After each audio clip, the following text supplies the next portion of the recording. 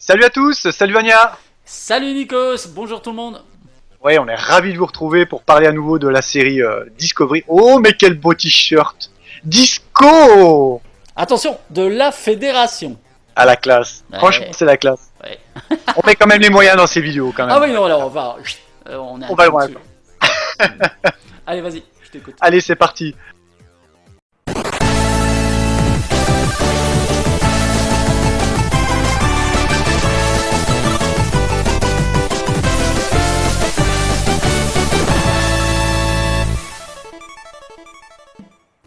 Alors, on s'était arrêté, comme d'habitude, le Discovery est à la recherche des fameux 7 signaux, Ouais. et surtout à la recherche de Spock, accusé de meurtre. Donc là, l'épisode part sur l'arrivée d'un nouvel officier sur le Discovery, qui est joué d'ailleurs par Rebecca Romijn, pardon, qui est magnifique. Moi que j'avais adoré dans Ugly Betty, mais bon, ça c'est une petite... Ouais, enfin surtout dans les X-Men, mec. Oui, mais moi j'avais bien aimé dans Ugly Betty parce que voilà, j'aime bien cette série. J'aimais bien aussi Vanessa Williams. Mais non, on va pas s'emballer. Parce que tu vas me dire qu'en Mystique, non. Je te passerai les DVD de Ugly Betty. Ok, bon, allez, vas-y, continue.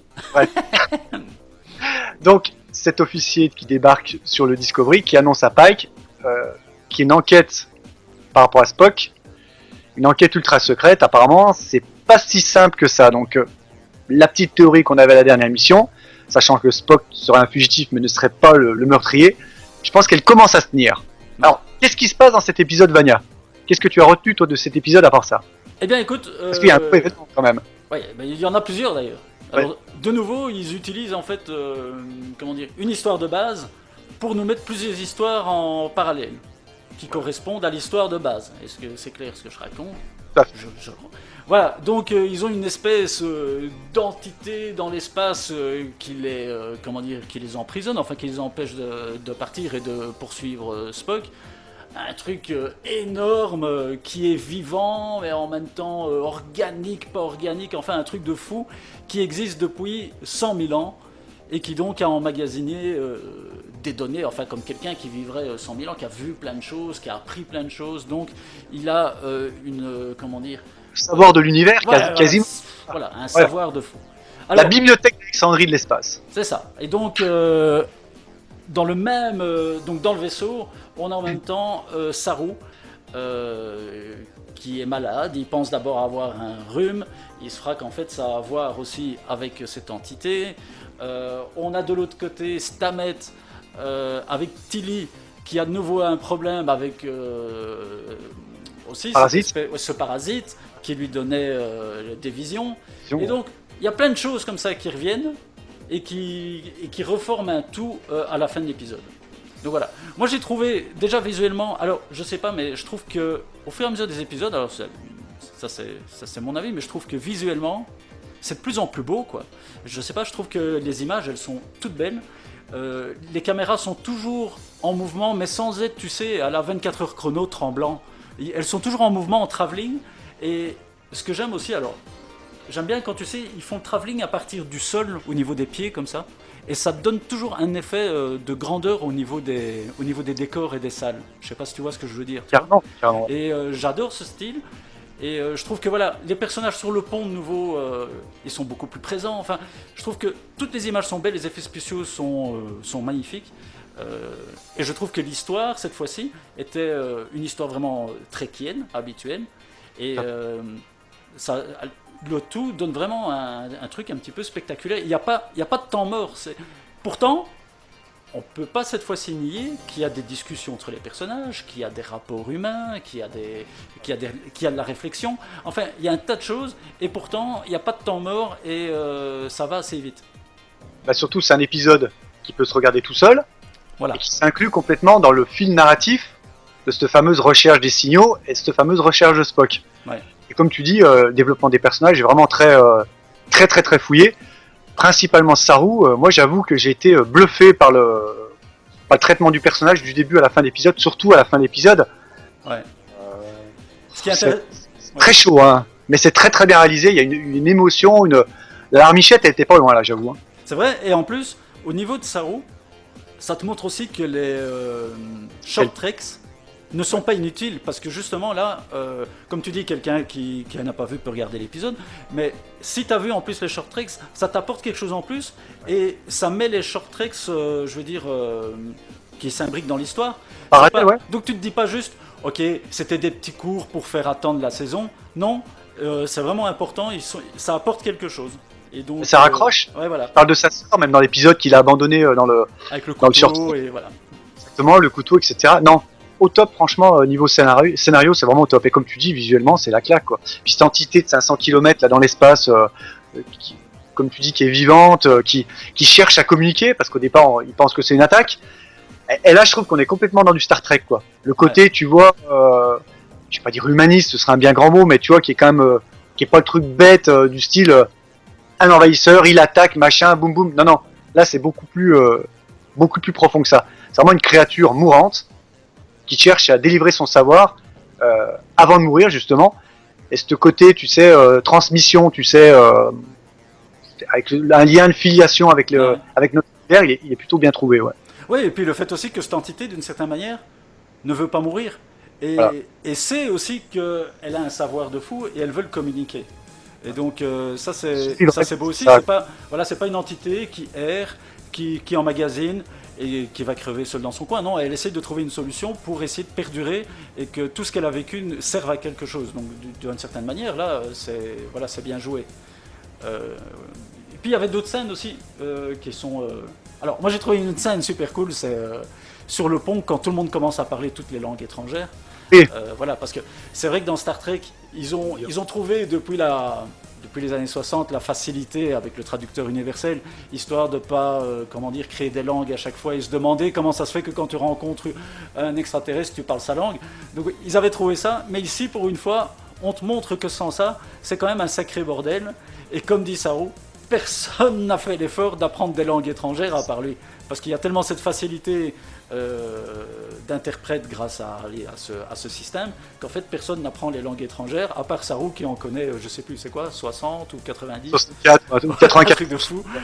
Mais il est marrant ce passage, je sais pas si t'as vu comme moi, parce qu'en fait ça bascule. On a le début d'épisode qui est très, très, pas sombre je dirais, mais sérieux. On en apprend un petit peu sur Spock, machin. Puis d'un seul coup, t'entends le capitaine Pike qui dit en français, parce que bon, nous on regarde je sais pas si tu regardes, moi je regarde en vidéo sous-titré français. Pourquoi parlez-vous Klingon? Elle dit putain, ça parle français d'un seul coup, puis d'un seul coup ils se mettent tous à parler allemand, italien, arabe, machin et tout. Et là tu te dis qu'il y a un bordel sans nom. Et tu l'as regardé en quoi toi? En VO sous-titré. Ah, non, moi je l'ai regardé en VF. Tu le regardes en VF, d'accord. Ouais, d'accord. Ouais, c'est pour ça que moi j'ai ce décalage en fait direct. Pourquoi tu le regardes en fait en VO sous-titré? Alors pour la petite histoire, moi quand je commence à regarder une série, que ce soit en VF ou en VO, après je décroche plus quoi. Ah ouais. Tu vois, Walking Dead, j'ai commencé à regarder en VO, sous-titré, je regarde en VO. T'as d'autres séries, Stargate, je ne pas autrement qu'en français quoi. Non, mais ça je comprends, mais ici t'avais eu le choix de le regarder. Ouais, mais comme j'avais l'habitude de Soneca qui parlait en VO avec sa voix d'origine dans Walking Dead, ouais, c'est vrai. j'ai envie de retrouver ça, tu sais, dans Discovery. Ah ouais. Ah non, j'ai rien à dire. C'est tout. Non mais moi je suis vachement... Donc bref, pour en venir à cet épisode, il y a pas mal d'humour. Il y a un autre moment d'humour que j'ai bien aimé, c'est avec Linus. Tu sais, l'alien avec les gros yeux qui se ferment, tu sais, comme ça là. Et d'ailleurs super bien fait, qui part aussi un petit peu dans un délire, c'est un peu rigolo parce que il dit qu'il a plusieurs canaux nasaux, enfin bon, faut voir l'épisode pour comprendre, par rapport au rhume. C'est un peu cucu, mais bon, moi ça m'a fait rire. Et puis ça te raccorde au premier épisode quand il fait Atchoum dans le... Voilà. Elle est dans l'ascenseur, donc voilà, c'est marrant. Mais moi, ce que j'adore aussi, je sais pas si t'as remarqué, c'est ce personnage, c'est Reno, je crois, dans la série avec Stamets. Ah oui. Bah oui, non, elle est excellente. Cette actrice, elle me dit quelque chose, je me demande si c'est pas le leader d'un groupe, ou un truc comme ça. Alors là... J'ai un truc, je viens d'y penser, tu vois, ça m'est pas inconnu, quoi. Et j'adore ce personnage un petit peu de cette taciturne, comment on peut chier tout le monde, et finalement qui est pas mal, quoi, qui est assez comme ça. Donc Discovery, comme tu dis, t'as des chouettes décors, t'as un beau décorum, les effets spéciaux sont top, t'as un scénario qui tient la route, t'as de l'humour, comme tu dis, elle se bonifie quoi. Pour l'instant, t'as pas un épisode, déjà toute la saison, la saison dernière c'était particulier, une première saison c'est toujours un petit peu, ça met en place les personnages, l'univers, même si bon l'univers Star Trek est déjà bien installé, mais tu vois ce que je veux dire quoi. Ouais. La saison 2, il y a une bonne alternance de bons épisodes, pour l'instant il y a que des bons épisodes quoi. Ouais, et puis à chaque épisode, ils approfondissent. Ici, par exemple, je trouve ils ont fort approfondi les personnages de Saru, ça forcément. Je pense que là, ils y ont été à fond. Mais même Tilly, parce qu'à un moment, elle se dévoile un petit peu quand elle était adolescente à l'école. Donc voilà, je trouve qu'ils développent pas mal les personnages. Et comme tu dis, la dernière qui est arrivée avec Stamets, c'était comment son nom, tu m'as dit J'ai oublié. Reno. Reno, voilà. Bon, eh bien Reno, par exemple. C'est la sœur agent. Cette discussion avec Stamets, c'était marrant, quoi. Voilà, parce qu'en fait, Reno, elle parle comme on parle maintenant. Elle fait des vannes, elle envoie des vannes, et c'est assez rigolo.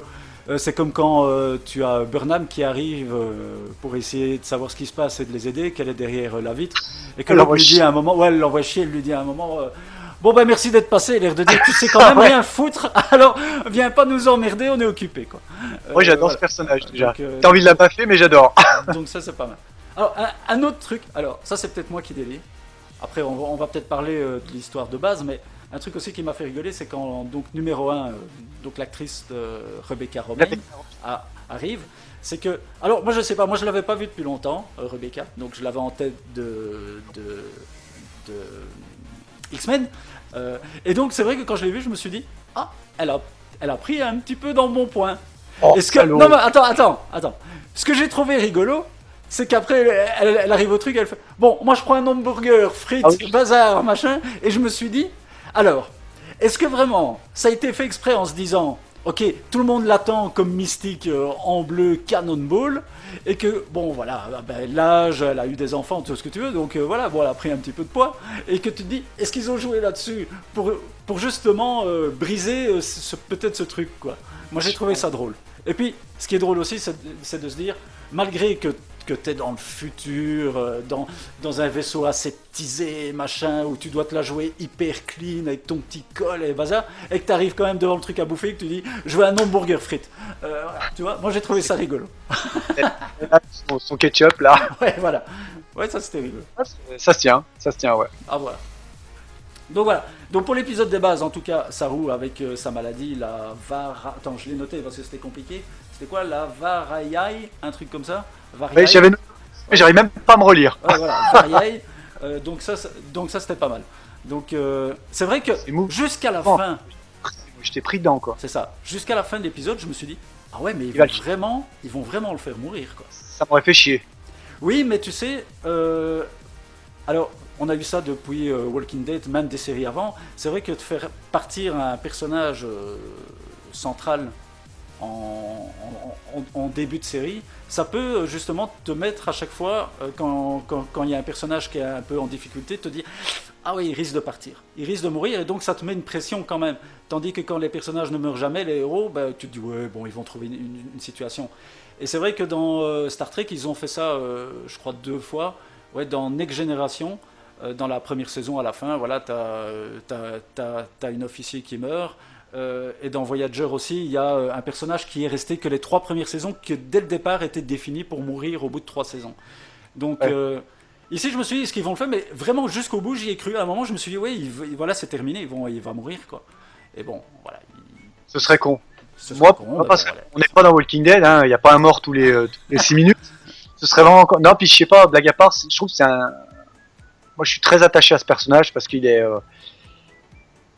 Ouais, non, mais il est atypique physiquement, mais surtout le mental, la psychologie qu'ils ont fait, les scénaristes de ce personnage, c'est hyper intéressant. Puis tu sens qu'il y a plein de choses à raconter derrière, quoi.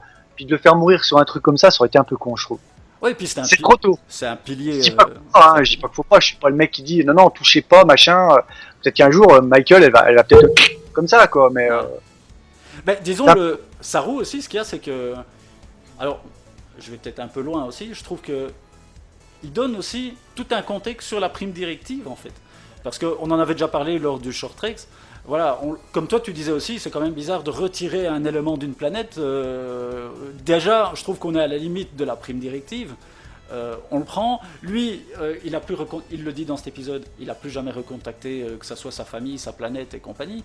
Et quand il sait que justement, cette pseudo-maladie, est fausse en fait, et qu'il pourrait sauver son peuple, et qu'en fait ils vivent dans un mensonge continu depuis des générations, on sent quand même il dit quand même à Burnham qu'il a envie d'essayer de faire quelque chose.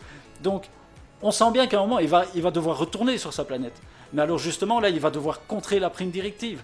La prime directive va devoir aussi peut-être se poser des questions en disant, ok, on est au courant qu'il y a une planète où les gens meurent selon un rituel finalement bidon depuis des siècles et des siècles et des siècles, et on va les laisser continuer à crever comme ça. Donc, est-ce que la prime directive est encore, je veux dire, d'actualité et encore vraiment nécessaire? Ou de nouveau, il va falloir passer sous le côté, en fait, parce que souvent dans Star Trek, il passe à côté de la prime directive. Donc, à un moment donné, je trouve que voilà, le personnage, pour l'élément le plus essentiel de Starfleet qui est la prime directive, ben justement, il est là pour, il va peut-être un peu justement changer tout ça et montrer que c'est un petit peu n'importe quoi cette prime directive. Ouais. Mais ce qu'il y a de marrant justement, c'est que c'est le seul personnage qui a su le pont du Discovery, qui a la tête sur les épaules et qui respecte justement les lois de Starfleet, quoi. C'est le mec qui est toujours non, attention, machin, tout bazar. T'as le capitaine Pike qui est toujours ouais, bon, écoutez les gars, on vous pose ça. Burnham pareil, les autres ils font un peu ce qu'ils veulent. Stamets on n'en parle même pas. Lui, tu vois, il est vachement, tu vois, c'est le seul qui est vraiment voilà, règlement machin. Donc comme tu dis, ouais, ça pourrait être marrant de rebondir là-dessus. Peut-être sur un prochain short trek. Allez. Donc ouais, pourquoi pas. Non, mon personnage, j'adore. Pour l'histoire aussi avec Tilly, avec ce parasite, ouais. C'est aussi intéressant le fait que quand à un moment il arrive à parler avec le parasite, c'est qu'il lui explique qu'en fait on est en train de polluer, si tu veux, l'effet sporique, là, enfin tous les champignons, là, comme ils appellent. Et donc on est en train de les polluer, machin, et que peut-être on ne peut plus utiliser justement le moteur sporique. Donc j'ai trouvé ça aussi intéressant parce que c'est ce qu'on dit. Alors, on l'avait dit aussi, je suis désolé, mais on l'avait dit lors du précédent épisode, on avait dit, oui, que déjà, alors on en revient avec la prime directive, je sais pas si tu te souviens, je t'avais dit, déjà rien qu'en utilisant justement le moteur sporique, on est en train déjà de faire la prime directive, on passe outre, puisqu'on sait qu'il y a aussi tous ces petits parasites qui sont des êtres vivants et compagnie. Donc de nouveau, on intervient dans leur monde sans leur avoir demandé une approbation. Donc, et ça déjà, voilà, on te l'explique. Alors c'est ce que j'aime bien dans Discovery, depuis la première saison. C'est qu'on te lance des trucs où tu te dis, parce que je vois ça sur d'autres vidéos ou sur des forums où les gens se plaignent, et c'est qu'à chaque fois, on te l'explique beaucoup plus tard, où on en revient dessus par après, et en fait, ceux qui ont râlé, ils peuvent juste se dire, alors, merde alors, ils sont occupés à nous l'expliquer, merde.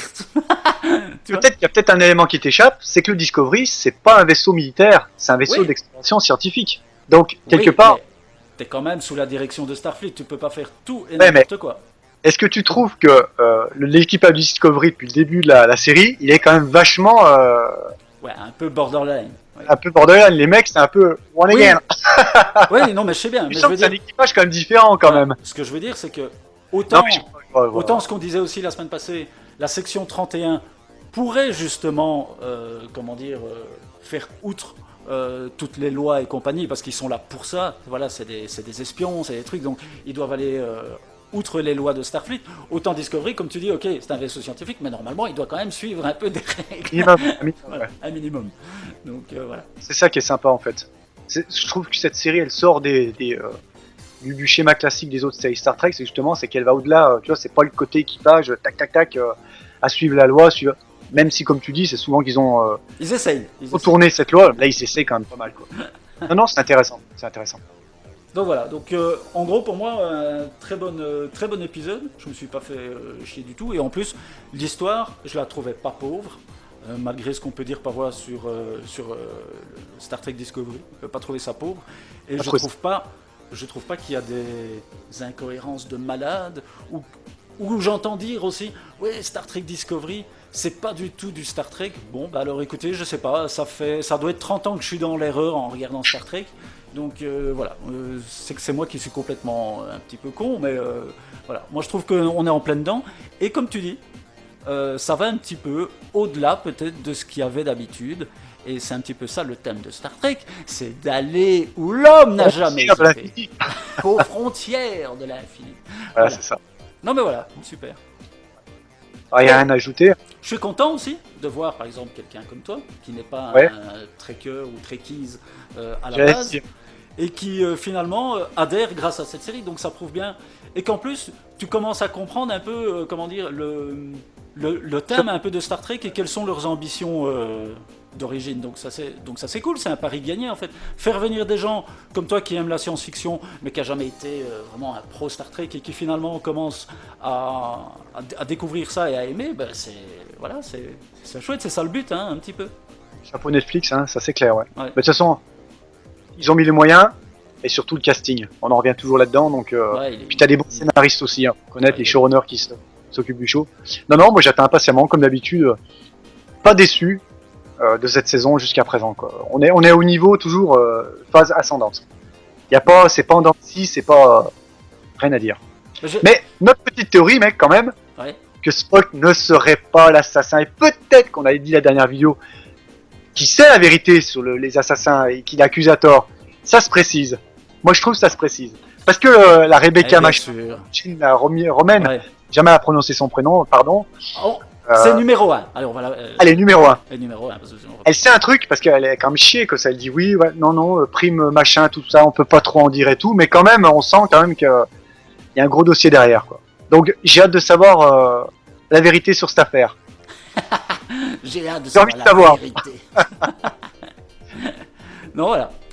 Bon bah écoutez, n'hésitez pas comme d'habitude à faire des petits commentaires, débattez, des petits pouces bleus, abonnez-vous pour voir la suite. Et bah écoutez, pour l'instant c'est vrai que, alors je vais être franc, c'est vrai que j'ai vu un peu les statistiques, les vidéos Star Trek fonctionnent pas des masses. Hein, mais bon, je pense qu'il y en a tellement peut-être qui en font à droite, à gauche, et puis bon, la fanbase est quand même fort divisée, donc ça c'est un peu dommage, mais on continuera quand même, parce que nous, ça nous fait plaisir d'en débattre, et même s'il y a que 30 ou 40 personnes qui nous suivent, ben nous, voilà, on est contents. Bon, merci à eux. Ouais, merci à tous, et à la semaine prochaine pour la suite de cette excellente série Star Trek. Ciao. Salut à tous. Salut Nico. Ciao, Bania.